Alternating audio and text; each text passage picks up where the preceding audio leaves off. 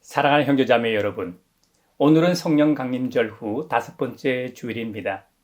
우리 주님께서 말씀하신 대로 아버지 하나님께서 보내겠다고 하신 진리의 영, 거룩한 보혜사 성령님을 우리에게 보내셨습니다. 그 성령님께서는 우리에게 모든 것을 가르치시고 주님께서 말씀하신 모든 것을 생각나게 하시고 우리가 예수님을 주님으로 고백하게 감동을 주셨습니다. 우리가 항상 성령 충만할 수 있도록 하나님께서 지금 우리를 부르십니다. 성령님을 통해 우리와 영원히 함께 하시는 주님 앞에 우리의 마음과 뜻을 다하여 영과 진리로 주님을 찬양하며 예배합시다. 아멘. 사도신경으로 우리의 신앙을 고백합시다. 나는 전능하신 아버지 하나님, 천지의 창조주를 믿습니다. 나는 그의 유일하신 아들, 우리 주 예수 그리스도를 믿습니다. 그는 성령으로 잉태되어 동정녀 마리아에게서 나시고 본디오 빌라도에게 고난을 받아 십자가에 못 박혀 죽으시고 장사된 지 사흘 만에 죽은 자 가운데서 다시 살아나셨으며 하늘에 오르시어 전능하신 아버지 하나님 우편에 앉아 계시다가 거기로부터 살아있는 자와 죽은 자를 심판하러 오십니다. 나는 성령을 믿으며 거룩한 공교회와 성도의 교제와 죄를 용서받는 것과 몸의 부활과 영생을 믿습니다. 아멘. 임하소서 임하소서 불과 같은 성령이여 불의 혀로 임하셔서 진리 알게 하시옵고 불세례를 베푸시어 죄의 뿌리 소멸하사 거룩하고 깨끗하게 변화시켜 주옵소서. 지휘자를 따라 문나변에 맞추어 부르는 다윗의 노래. 주님은 억울한 자들이 피할 요새이시며 고난받을 때 피신할 견고한 성이십니다. 주님을 찾는 사람을 주님께서는 결단코 버리지 않으시므로 주님의 이름을 아는 사람들이 주님만 의지합니다. 너희는 시온에서 친히 다스리시는 주님을 찬양하여라. 그가 하신 일을 만민에게 알려라. 살인자에게 보복하시는 분께서는 억울하게 죽어간 사람들을 기억하시며 고난받는 사람의 부르짖음을 모르는 채 하지 않으신다. 주님, 나에게 은혜를 베풀어 주십시오. 죽음의 문에서 나를 이끌어내신 주님, 나를 미워하는 자들에게서 받는 고통을 살펴주십시오. 그렇게 하시면 주님께서 찬양받으실 모든 일을 내가 전파하겠습니다. 주님께서 베푸신 그 구원을 아름다운 시온의 성문에서 기뻐하며 외치겠습니다. 저 이방 나라들은 자기가 판 함정에 스스로 빠지고 자기가 몰래 쳐놓은 덫에 자기 발이 먼저 걸리는구나. 주님은 공정한 심판으로 그 모습을 드러내시고 악한 사람은 자기가 꾀한 일에 스스로 걸려드는구나. 히카yon 셀라. 악인들이 갈 곳은 스올, 하나님을 거역한 문나라들이 갈 곳도 그곳뿐이다. 그러나 가난한 사람이 끝까지 잊혀지는 일은 없으며 억눌린 자의 꿈도 결코 헛되지 않을 것이다. 주님 일어나십시오. 사람이 주님께 맞서지 못하게 하십시오. 주님께서 저 이방 나라들을 심판하십시오. 주님 그들을 두려움에 떨게 하시며 자신들이 한낱 사람에 지나지 않음을 스스로 알게 하여 주십시오. 셀라. 아멘. 아멘. 나와 동행하시고 모든 염려하시니 나는 숲의 새와 같이 기쁘다. 내가 기쁜 마음으로 주의 뜻을 행하면 주의 영이 함께함이라. 성령이 계시네 할렐루야 함께하시네. 좁은 길을 걸으며 밤낮 기뻐하는 것 주의 영이 함께하리라. 만일 우리가 죄가 없다고 말하면 우리는 자기를 속이는 것이요 진리가 우리 속에 없는 것입니다. 우리가 우리 죄를 자백하면 하나님은 신실하시고 의로우신 분이셔서 우리 죄를 용서하시고 모든 불의에서 우리를 깨끗하게 해 주실 것입니다. 지난 한 주간 가정에서, 직장에서, 그리고 세상에서, 심지어 교회에서의 우리의 말과 행동을 돌아보며 자비롭고 은혜롭고 노하기를 도대하시는 주님 앞에 우리 죄를 고백합시다. 주님께서 저에게 은총을 베푸시는 것이 사실이면 우리의 악과 우리의 죄를 용서해 주시고 모든 불의에서 우리를 깨끗하게 해주시고 우리를 주님의 자녀로 삼아 주시옵소서. 내 마음속에 비추시는 주님 어둠에서 나를 지켜주소서. 내 마음속에 비추시는 주님 당신 사랑 안에 쉬리라. 내 마음속에 비추시는 주님 어둠에서 나를 지켜주소서.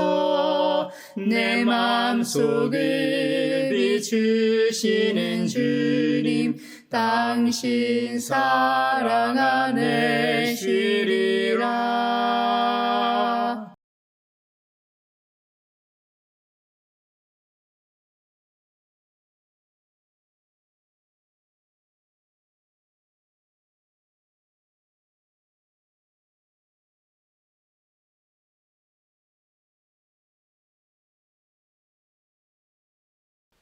제가 여러분에게 전하는 소식은 하나님은 빛이시요 하나님 안에는 어둠이 전혀 없다는 것입니다.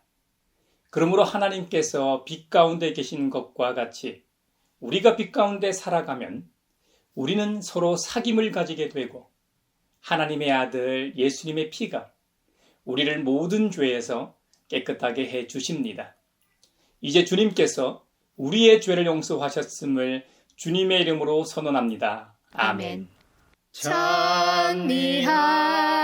찬미하여라 오 나의 영혼아.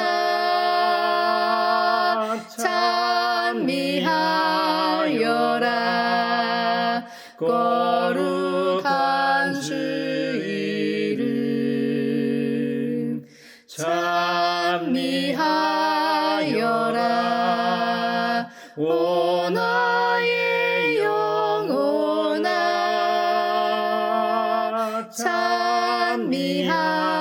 찬미하여라 거룩한 주 이름. 오늘 우리에게 주신 구약의 말씀은 사무엘상 17장 32절에서 49절입니다. 하나님의 말씀을 경청하십시오. 다윗이 사울에게 말하였다. 누구든지 저자 때문에 사기를 잃어서는 안 됩니다. 임금님의 종인 제가 나가서 저 블레셋 사람과 싸우겠습니다. 그러나 사울은 다윗을 말렸다. 그만두어라. 내가 어떻게 저자와 싸운단 말이냐. 저자는 평생 군대에서 뼈가 굵은 자이지만 너는 아직 어린 소년이 아니냐. 그러나 다윗은 굽히지 않고 사울에게 말하였다. 임금님의 종인 저는 아버지의 양떼를 지켜왔습니다. 사자나 곰이 양떼에 달려들어 한 마리라도 물어가면 저는 곧바로 뒤쫓아가서 그놈을 쳐 죽이고 그 입에서 양을 꺼내어 살려내곤 했습니다. 그 짐승이 저에게 덤벼들면 그 턱수염을 붙잡고 때려 죽였습니다. 제가 이렇게 사자도 죽이고 곰도 죽였으니 저 할례받지 않은 블레셋 사람도 그 꼴로 만들어 놓겠습니다. 살아계시는 하나님의 군대를 모욕한 자를 어찌 그대로 두겠습니까? 다윗은 말을 계속하였다. 사자의 발톱이나 곰의 발톱에서 저를 살려주신 주님께서 저 블레셋 사람의 손에서도 틀림없이 저를 살려주실 것입니다. 그제서야 사울이 다윗에게 허락하였다. 그렇다면 나가도 좋다. 주님께서 너와 함께 계시길 바란다. 사울은 자기의 군장비로 다윗을 무장시켜 주었다. 머리에는 노투구를 씌워주고 몸에는 갑옷을 입혀주었다.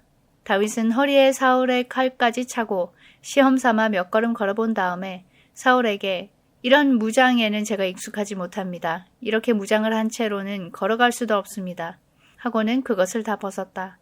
그렇게 무장을 해본 일이 없었기 때문이다. 그런 다음에 다윗은 목동의 지팡이를 들고 시냇가에서 돌 5개를 골라서 자기가 메고 다니던 목동의 도구인 주머니에 집어넣은 다음 자기가 쓰던 무림매를 손에 들고 그 블레셋 사람에게 가까이 나아갔다. 그 블레셋 사람도 방패든 사람을 앞세우고 다윗에게 점점 가까이 다가왔다. 그 블레셋 사람은 다윗을 보고 나서 그가 다만 잘생긴 홍한 소년에 지나지 않는다는 것을 알고는 그를 우습게 여겼다. 그 블레셋 사람은 다윗에게 막대기를 들고 나에게로 나오다니 내가 나를 개로 여기는 것이냐 하고 묻고는 자기 신들의 이름으로 다윗을 저주하였다. 그 블레셋 사람이 다윗에게 말하였다. 어서 내 앞으로 오너라. 내가 너의 살점을 공중의 새와 들짐승의 밥으로 만들어주마. 그러자 다윗이 그 블레셋 사람에게 말하였다. 너는 칼을 차고 창을 메고 투창을 들고 나에게로 나왔으나 나는 네가 모욕하는 이스라엘 군대의 하나님 곧 만군의 주님의 이름을 의지하고 너에게로 나왔다. 주님께서 너를 나의 손에 넘겨주실 터이니 내가 오늘 너를 쳐서 내 머리를 베고 블레셋 사람의 주검을 모조리 공중의 새와 땅의 들짐승에게 밥으로 주어서 온 세상이 이스라엘의 하나님을 알게 하겠다. 또 주님께서는 칼이나 창 따위를 쓰셔서 구원하시는 것이 아니라는 것을 여기에 모인 이 온 무리가 알게 하겠다. 전쟁에서 이기고 지는 것은 주님께 달린 것이다. 주님께서 너희를 모조리 우리 손에 넘겨주실 것이다. 드디어 그 블레셋 사람이 몸을 움직여 다윗에게 점점 가까이 다가오자 다윗은 재빠르게 그 블레셋 사람이 서 있는 대열 쪽으로 달려가면서 주머니에 손을 넣어 돌을 하나 꺼낸 다음 그 돌을 무림매로 던져서 그 블레셋 사람의 이마를 맞추었다. 골리앗이 이마에 돌을 맞고 땅바닥에 쓰러졌다. 성령이여 우리 성경 읽을 때 그 속에서 빛을 보게 하소서. 오늘 우리에게 주신 서신의 말씀은 고린도후서 6장 1절에서 13절입니다. 하나님의 말씀을 경청하십시오. 우리는 하나님과 함께 일하는 사람으로서 여러분에게 권면합니다. 하나님의 은혜를 헛되이 받지 않도록 하십시오. 하나님께서 말씀하시기를 은혜의 때에 나는 내 말을 들어주었다. 구원의 날에 나는 너를 도와주었다 하셨습니다. 보십시오. 지금이야말로 은혜의 때요. 지금이야말로 구원의 날입니다. 아무도 우리가 섬기는 이 일에 흠을 잡지 못하게 하려고 우리는 무슨 일에서나 아무에게도 거리낌거리를 주지 않습니다. 우리는 무슨 일에서나 하나님의 일꾼답게 처신합니다. 우리는 많이 참으면서 환난과 궁핍과 곤경과 매맞음과 옥에갇힘과 난동과 수고와 잠을 자지 못함과 굶주림을 겪습니다. 또 우리는 순결과 지식과 인내와 친절과 성령의 감화와 거짓 없는 사랑과 진리의 말씀과 하나님의 능력으로 이 일을 합니다. 우리는 오른손과 왼손에 의의 무기를 들고 영광을 받거나 수치를 당하거나 비난을 받거나 칭찬을 받거나 그렇게 합니다. 우리는 속이는 사람 같으나 진실하고 이름 없는 사람 같으나 유명하고 죽는 사람 같으나 보십시오 살아 있습니다. 징벌을 받는 사람 같으나 죽임을 당하는 데까지는 이르지 않고 근심하는 사람 같으나 항상 기뻐하고 가난한 사람 같으나 많은 사람을 부요하게 하고 아무것도 가지지 않은 사람 같으나 모든 것을 가진 사람입니다. 고린도 사람 여러분, 우리는 여러분에게 숨김없이 말하였습니다. 우리는 마음을 넓혀 놓았습니다. 우리가 여러분을 옹졸하게 만드는 것이 아니라 여러분의 마음이 옹졸한 것입니다. 나는 자녀들을 타이를 듯이 말합니다. 보답하는 셈으로 여러분도 마음을 넓히십시오. 성령이여 우리 성경 읽을 때 그 속에서 빛을 보게 하소서. 오늘 우리에게 주시는 복음의 말씀은 마가복음 4장 35절로 41절입니다. 주님의 말씀을 경청하십시오. 그날 저녁이 되었을 때에 예수께서 제자들에게 말씀하셨다. 바다 저쪽으로 건너가자. 그래서 그들은 무리를 남겨두고 예수를 배에 계신 그대로 모시고 갔는데 다른 배들도 함께 따라갔다. 그런데 거센 바람이 일어나서 파도가 배 안으로 덮쳐 들어오므로 물이 배에 벌써 가득 찼다. 예수께서는 고물에서 베개를 베고 주무시고 계셨다. 제자들이 예수를 깨우며 말하였다. 선생님, 우리가 죽게 되었는데도 아무렇지도 않으십니까? 예수께서 일어나 바람을 꾸짖으시고 바다들어 고요하고 잠잠하여라 하고 말씀하시니 바람이 그치고 아주 고요해졌다. 예수께서 그들에게 말씀하셨다. 왜들 무서워하느냐? 아직도 믿음이 없느냐? 그들은 큰 두려움에 사로잡혀서 서로 말하였다. 이분이 누구이기에 바람과 바다까지도 그에게 복종하는가? 이것은 주님의 말씀입니다. 하나님 감사합니다. 성령이여 우리 성경 읽을 때 그 속에서 빛을 보게 하소서. 사회를 위하여 기도합니다. 서울대 의대 교수들이 의대 증원을 반대하며 무기한 휴진을 선언했다가 닷새 만에 휴진을 중단했습니다. 중증 환자에게 피해가 너무 크고 투쟁이 이 정부 정책을 바꾸는데 현실적으로 효과가 없다는 판단 때문입니다.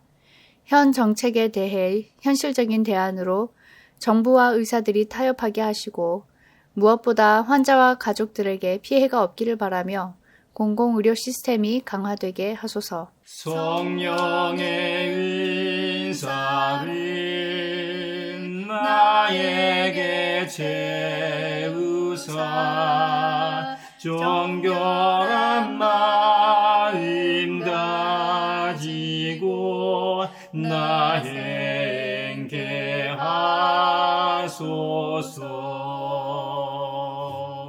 교회를 위하여 기도합니다.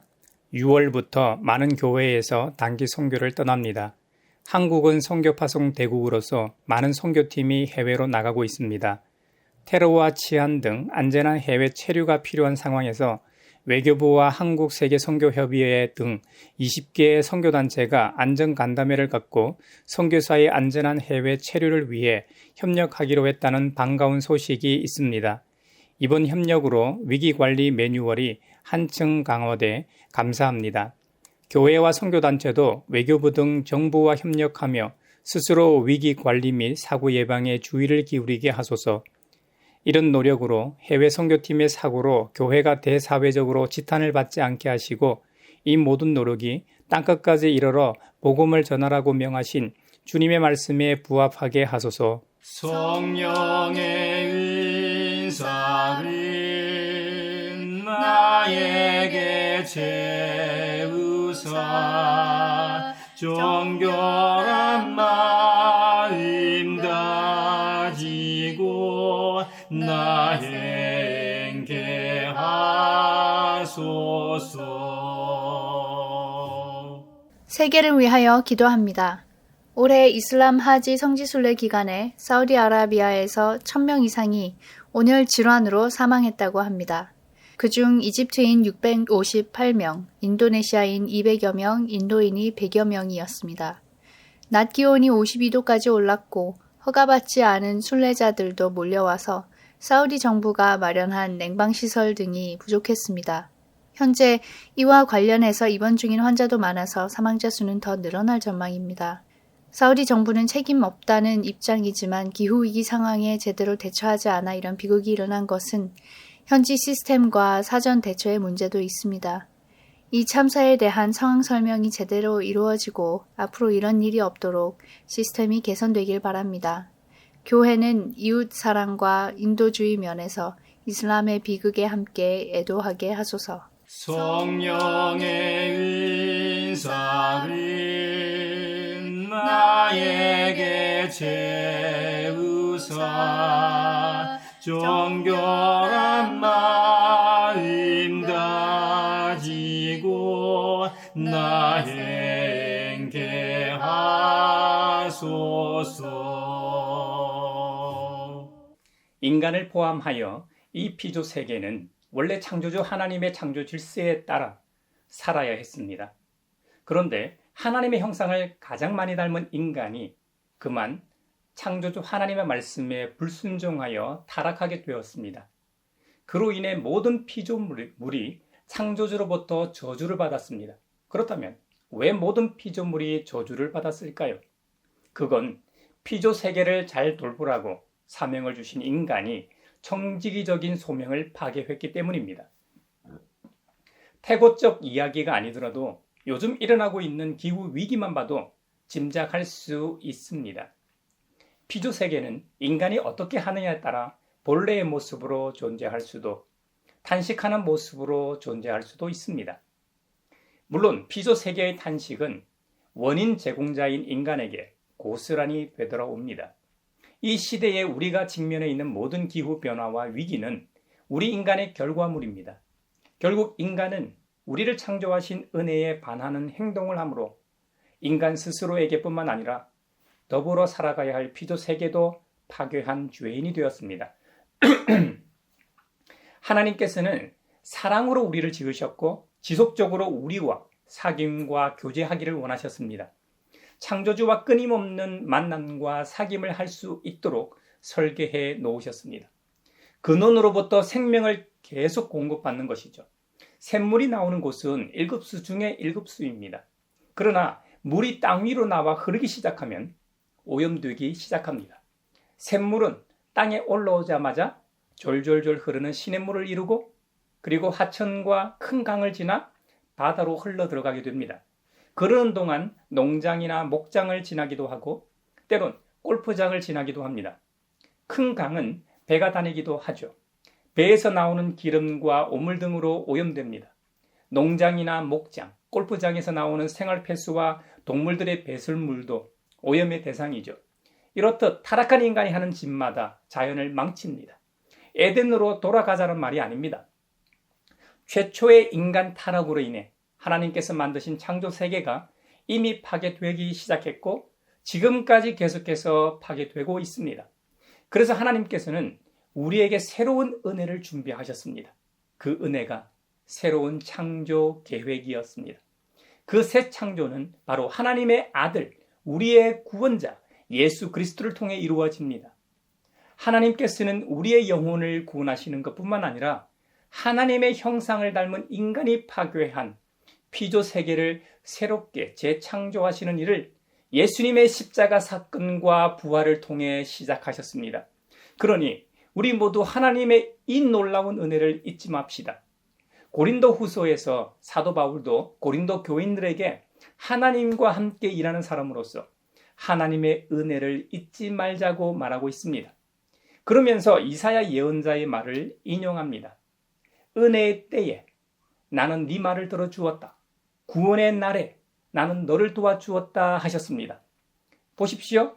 지금이야말로 은혜의 때요. 지금이야말로 구원의 날입니다. 아멘. 바로 이사야 49장 8절을 인용한 말씀인데요.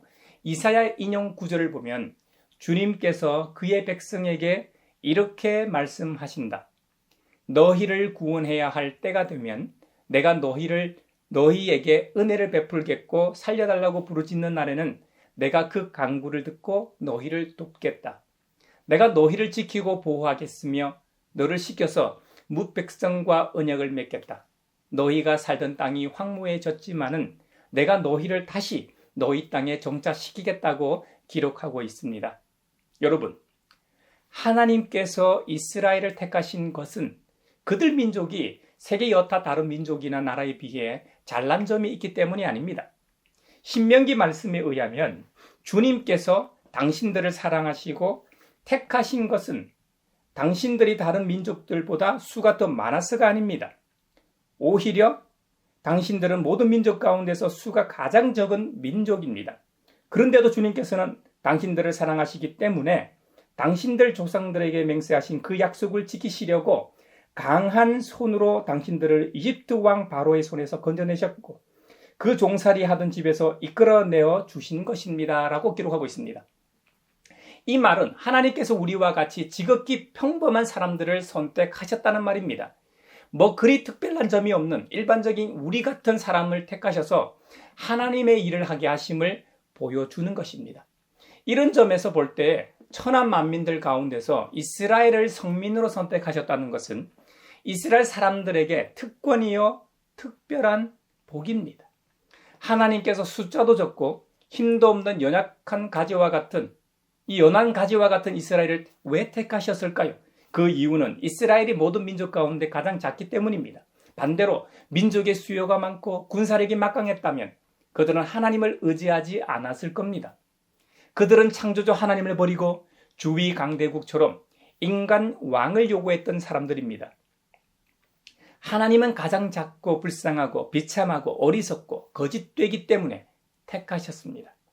그들의 힘과 능력으로는 아무것도 할 수 없기에 하나님의 권능과 위대함을 가장 잘 보여줄 수 있기 때문입니다. 이스라엘을 성민으로 택하신 또 다른 이유는 하나님의 사랑 때문입니다. 창조주 하나님께서 많은 민족들과 열방 중에서 이스라엘을 기뻐하시고 선택하신 이유는 다만 이스라엘에 대한 하나님의 사랑 때문입니다. 사랑하기 때문에 택하신 겁니다. 그리고 마지막으로는 이스라엘 그들 조상들에게 하신 약속 때문입니다. 창세기 12장에서 하나님께서는 믿음의 조상 아브라함을 통해 세상 만민에게 복을 주시며 가나안 땅을 그들이 거주할 땅으로 주시겠다고 약속하셨습니다. 하나님께서는 신명기 7장에서 그 약속을 이행하겠다고 말씀하시는 겁니다. 신명기 7장은 이스라엘이 400년간 이집트의 포로에서 해방되어 약속의 땅 가나안으로 인도하시는 하나님을 그리고 있다면 이사야 49장은 바벨론 포로기에서 가나안으로 귀환하는 스토리입니다. 고된 포로 생활이 끝나고 꿈에 그리던 고향으로 귀환한다는 약속의 말씀인 것이죠. 하나님은 백성들의 간구를 들으시고 지금은 비록 황무해졌지만 약속의 땅인 가나안으로 다시 돌아와 정착시켜 주시겠다는 약속입니다. 사도 바울은 앞서 설명한 구절을 인용하면서 구약시대의 조상들처럼 하나님의 은혜를 입은 자로서 신앙에 걸맞는 행동을 하라고 권면하고 있습니다. 당시 고린도 교인들은 화목의 메시지를 받았고 그대로 믿었습니다. 하지만 그들의 삶은 그렇지가 못했습니다. 믿음대로 행동하지 않았다는 말입니다. 이사야 49장에 기록된 여호와의 종은 이미 그들에게 오셨습니다. 그래서 지금은 구원의 날이요 은혜의 때였던 것이죠. 우리의 사역이나 우리가 살아가는 세상에서 이 사회의 구성원으로서 하나님의 일꾼답게 처신하라는 의미입니다. 바울은 자신의 경험으로 예로 들고 있습니다. 참음과 환난과 궁핍과 곤경과 매맞음과 옥에 갇힘과 난동과 수고와 잠을 자지 못함과 굶주림을 겪었음에도 불구하고 진리의 말씀과 하나님의 능력으로 이 모든 일을 감당한다는 것입니다. 바울은 주님의 부르심에 헌신하는 어려움을 열거하고 있습니다. 이 점은 사역을 좀 해본 사람은 알 겁니다. 복음을 전하거나 교회 일을 하다 보면 오해가 생기기 마련입니다. 진리의 말씀을 전파할 때 세상 사람들로부터 오해와 멸시를 당하기도 합니다. 어떨 때는 믿는 사람끼리 오해하고 서로 시기하고 질투하기까지도 합니다. 그래서 사역하는 만큼 시험에 들기도 하고 어떤 경우는 교회를 떠나기도 합니다. 우리가 바울처럼 살기란 정말 어렵습니다. 바울은 화목의 직분을 감당하기 위해서는 우리 예수님 말씀처럼 자기 십자가를 지고 주님을 따라야만 한다고 말합니다. 그런데 이 일이 뭐 그리 쉽나요? 바울은 복음 사역을 위해 거리끼는 어떤 것도 하지 않을 것을 선언합니다. 실제로 그렇게 살았고요. 그런데 저와 여러분 같이 평범한 범인은 그렇게 살기란 정말 어렵습니다. 바울의 경우를 통해 우리도 위로를 받을 수 있습니다. 바울의 사역은 그의 대적자들로부터 엄청난 비난을 받았습니다. 불경건하고 무례하고 솔직하지 못하다고 말입니다. 그런데 놀라운 것은 바울의 문제와 약함과 어려움을 통해 하나님의 평안과 능력과 기쁨의 증거가 된다는 사실입니다. 고린도후서 6장 8절 이하에 보면 속이는 사람 같으나 진실하고 이름 없는 사람 같으나 사실은 유명하고 죽는 사람 같으나 살아있고 징벌을 받는 사람 같으나 죽임을 당하는 데까지는 이르지 않습니다. 근심하는 사람 같으나 항상 기뻐하고 가난한 사람 같으나 많은 사람을 부유하게 합니다. 아무것도 가지지 않은 것 같은 사람처럼 보이지만 사실은 모든 것을 가진 사람이라는 것이죠. 이것이 우리의 믿음입니다. 세상 사람들은 우리가 전하는 예수님이나 복음이 눈에 보이는 것이 아니라 우리가 거짓말하고 속이는 자들이라고 조롱하고 비난할 수 있습니다.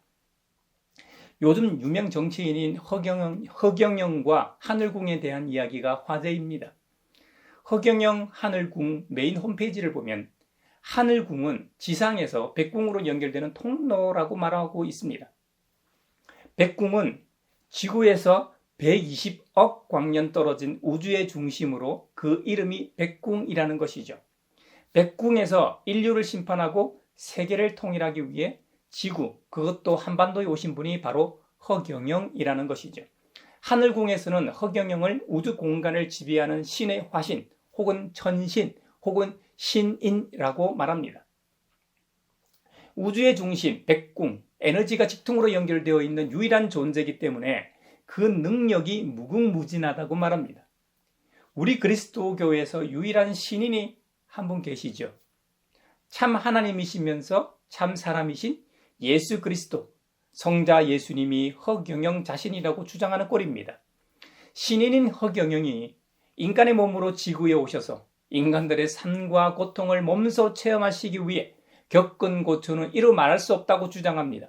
1950년 1월 1일에 영성결합을 통해 서울 중량교 다리 및 움막에서 태어나 고아로 어린 시절 머슴살이를 하면서 초등학교 때 이미 동양 오서 오경, 논어, 소학, 대학, 중용, 맹자, 시경, 서경, 역경, 춘추, 예기를 통달했다고 합니다. 초등학생이 이 많은 것을 뗐다는 말이죠. 15세 서울로 상경해 스님의 양아들이 되어 야간 중학교 시절 불교 8만 대장경을 섭렵했다고 합니다.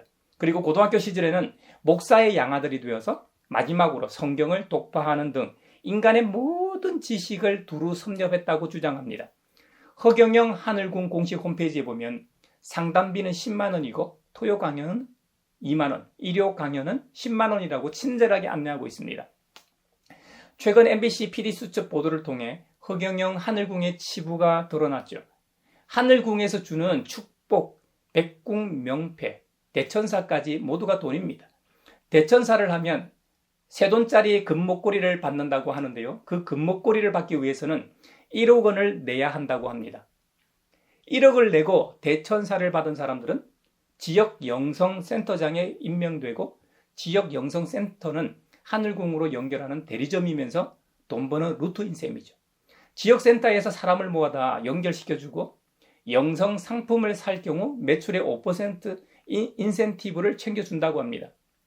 그리고 가장 큰 상품인 대천사는 한 사람당 1억 원이기 때문에 그 경우는 10%의 인센티브를 준다고 합니다. 그러니 처음에는 순수한 마음으로 했든 속아서 했든 간에 하늘궁에 다니는 사람들도 이익이 있어 계속 하는 것이죠. 사도 바울은 허경영과 같이 가짜도 아닌데 당시의 사람들을 속이고 미혹하는 존재로 주위 사람들로부터 조롱당하고 비난받았습니다. 이런 억울한 대우와 상황은 교회 외부만 있었던 것이 아닙니다. 교회 내부에서도 있었습니다. 오늘날의 대중들처럼 비웃는 얼굴과 치켜세운 눈살은 바울로 하여금 참 힘들게 했습니다. 만약 여러분이 사기꾼으로 몰려 모욕과 비방, 조롱을 받는다면 어떻겠습니까? 여러분이 확신하고 있는 일이 무시당할 때 어떨 것 같습니까? 상식을 넘어서는 정도가 아닙니다. 암살 시도가 지속적으로 있었고 사회적으로 사법적으로 부당하게 처벌을 받는다면 어떻겠습니까? 한번 상상해 보십시오. 베드로 사도가 경고했던 것처럼 대적마귀가 우는 사자같이 두루다니며 삼킬 자를 찾는 상황입니다.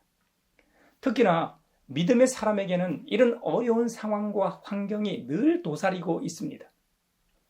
어떤 그리스도인들은 예수님 믿고 나면 모든 문제가 해결되고 슬픔이 사라지고 눈에서는 눈물이 제거되고 온통 기쁨으로 가득하고 슬픔이 변하여 영광으로 가득할 것으로 생각합니다.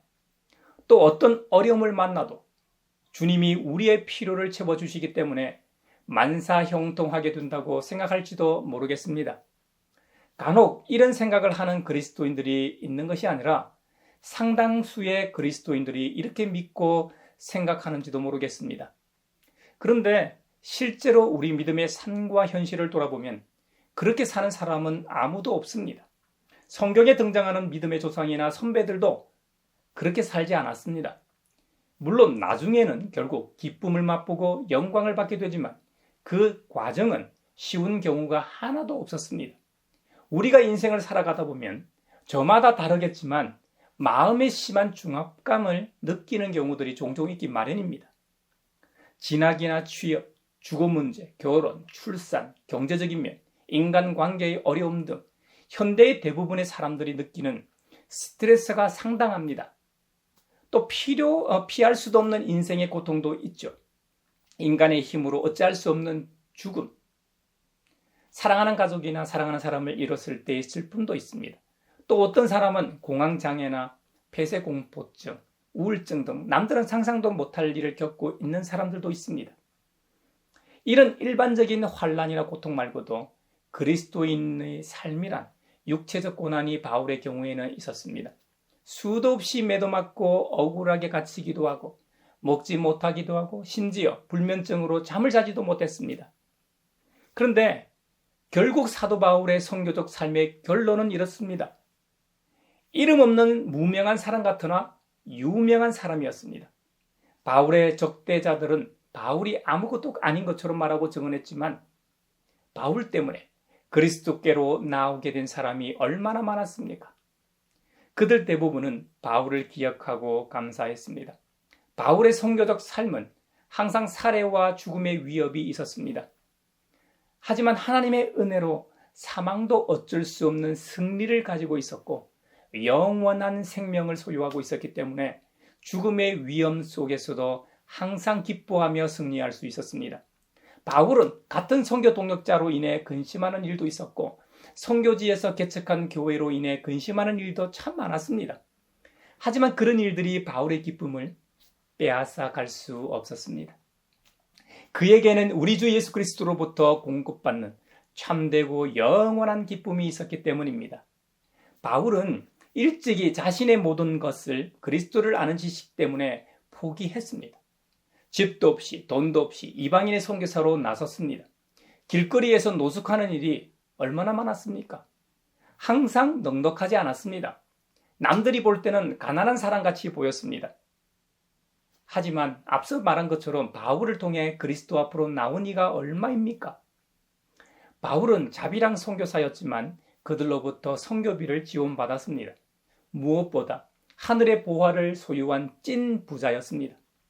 창조주이신 예수님을 소유하고 있었기 때문에 아무것도 가지지 않은 사람이 아니라 모든 것을 가진 사람이었습니다. 바울이 선교적 삶을 살았기 때문에 이런 것이 아닙니다. 우리 주님 예수 그리스도를 영접하고 받아들인 사람은 누구나 바울처럼 됩니다. 이제부터 여러분은 하나님 나라에서 유명한 분들입니다. 이 세상에서 힘이 없고 맥없는 사람들이 아닙니다. 여러분들은 영생을 소유한 분들입니다. 할렐루야! 이 세상 일로 인해 잠깐 근심할 수는 있어도 하나님 나라를 소유한 여러분의 기쁨을 그 누구도 빼앗아 갈 수 없음을 잊지 마십시오. 여러분은 현재의 처지로 인해 실망하지 마십시오. 여러분은 이미 하나님 나라의 백성입니다. 아멘. 하나님 나라의 백성은 이 세상 모든 것이 하나님의 사람이기 때문에 예수님으로 인해 상속자가 되어 하나님의 나라의 모든 것을 소유한 자들이 됩니다. 그 누구보다 부유하고 당당한 분들이라는 말입니다. 어느 날 저녁에 예수님께서 제자들에게 갈릴리 호수 반대편으로 건너가자고 하셨습니다. 그래서 제자들은 따르던 무리들을 남겨두고 배를 타고 호수 반대편으로 출항했습니다. 그런데 갑자기 거센 바람이 일어나서 파도가 배 안으로 덮쳐 들어오기 시작했습니다. 물이 배에 가득 차게 되자 업어줄신 제자들이 많았음에도 불구하고 어찌할 바를 몰랐습니다. 그런데 예수님께서는 배 고물에서 베개를 베고 편안하게 주무시고 계셨습니다. 제자들이 급하게 예수님을 깨웁니다. 선생님, 우리가 지금 죽게 되었는데도 아무렇지도 않으십니까? 단잠을 주무시던 예수님께서 일어나서 제일 먼저 바람을 꾸짖으셨습니다. 바다더러 고요하고 잠잠하여라 하고 말씀하시자 이게 어떻게 된 일입니까? 바람이 그치고 아주 고요해졌습니다. 이어서 예수님께서 중요한 말씀을 제자들에게 하십니다. 왜들 무서워하느냐? 아직도 믿음이 없느냐?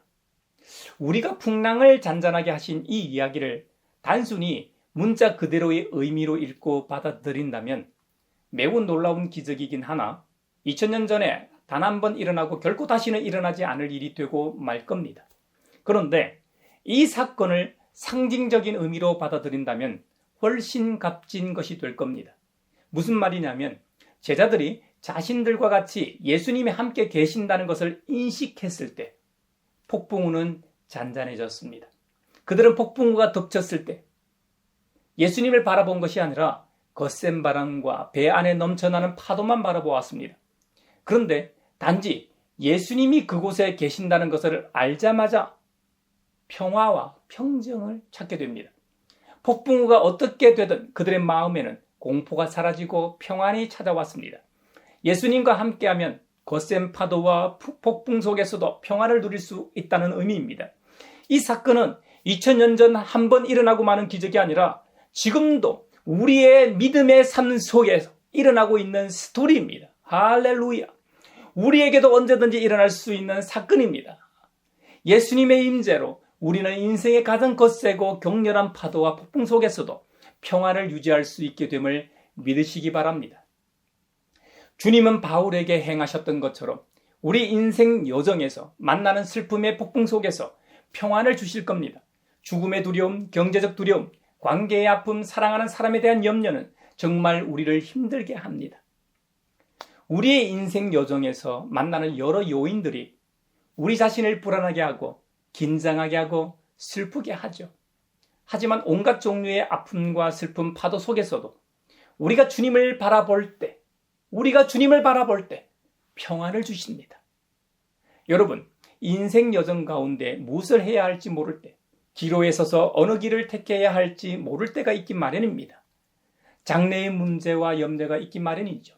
그때 예수님께 주님, 나에게 무엇을 원하십니까?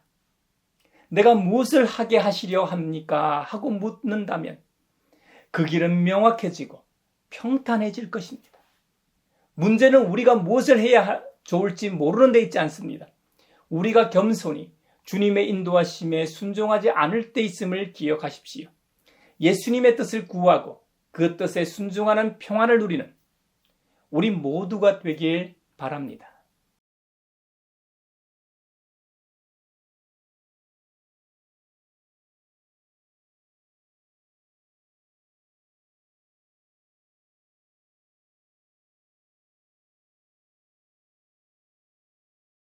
내게 있는 모든 것을 주를 위해 드리는 주의 성령 충만하게 내게 내려주소서.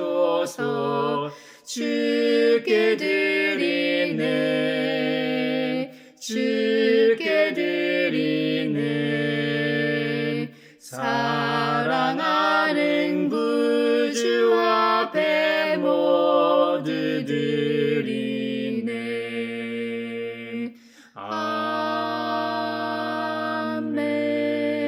아멘. 여기에 모인 우리는 우리의 믿음의 역사와 사랑의 수고와 우리 구주 예수 그리스도에 대한 소망의 인내를 여기 연보에 담아 올려드립니다. 주님께서 말씀하신 대로 인색함으로나 억지로 하지 않고 믿음으로 보이는 하나님 나라의 백성으로서 살게 하심에 감사하여 각각 그 마음에 정한 대로 즐거운 마음으로 바치오니 향기로운 예물이 되게 하소서. 은혜의 주님, 우리의 정성을 어여삐 여기시어 주님께서 베푸신 은혜에 비하면 보잘것없지만 말씀하신 대로 미리 구별하여 드리오니 기쁘게 받으시옵소서.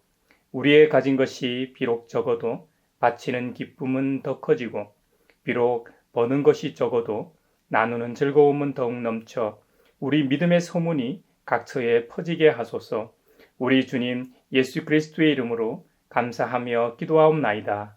아멘. 그 선한 힘에 고요히 감사하여 그 놀라운 평화를 누리며 나 그대들과 함께 걸어가네. 나 그대들과 하늘을 여네. 주께서 밝히신 작은 촛불이 어둠을 헤치고 타오르네. 그 빛에 우리 모두 하나 되어 온누리에 비추게 하소서. 그 선한 힘이 우리를 감싸시니 믿음으로 일어나릴 기대하네. 주 언제나 우리와 함께 계셔 하루 또 하루가 늘 새로워. 서로 평화 인사를 나누겠습니다. 주님의 주님의 평화를 평화를 빕니다. 빕니다. 주님의 평화를 빈다 얘들아. 괜찮아? 주님의 평화가 여러분과 함께 하시기를 바랍니다. 이제 축도하겠습니다. 우리에게 구원자 예수 그리스도를 보내신 것과 같이 성령 하나님을 보내시어 영원히 함께 하시는 성삼위 하나님께서 여러분에게 복의 복을 내려주셔서 언제 어디서나 여러분을 지키시기를 원하며 주님께서 그분의 인자한 얼굴을 여러분에게 비추사 여러분의 가정과 함께 하시길 원하며 필요에 따라 물질과 건강과 은혜 베푸시기를 원하며 주님의 몸된 하나의 거룩하고 보편적인 사도적인 모든 교회와 한반도 평화 통일과 세계 곳곳에서 벌어지고 있는 전쟁과 다툼이 종식되어 샬롬의 은혜가 있길 원하며 지구촌에서 벌어지고 있는 기후위기로 인한 자연재해와 인간의 욕망으로 인한 폭력, 테러, 온갖 차별로 인해 고통받고 있는 모든 사람들이 빨리 일상으로 돌아가길 원하며 이 시간에도 하나님 나라와 예수 그리스도 복음 전파를 위해 애쓰며 수고하고 있는 선교사들과 함께 하시길 원하며 오늘 말씀처럼 사명자로서 믿음의 여정이 그리 순탄하지 않더라도 하나님께서 우리와 함께 하심으로 결국 영화롭게 될 것을 믿는 사람들 위해 평강 주시기를 성부와 성자와 성령의 이름으로 축원하옵나이다. 아멘.